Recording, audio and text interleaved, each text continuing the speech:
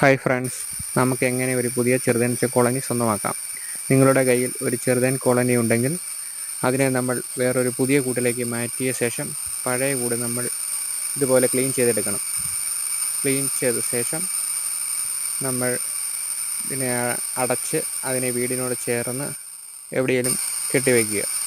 1 മാസത്തിനുള്ളിൽ നമുക്ക് പുതിയൊരു ചെറുതേനീച്ച കോളനി വന്നു ചേരുന്നതായിരിക്കും.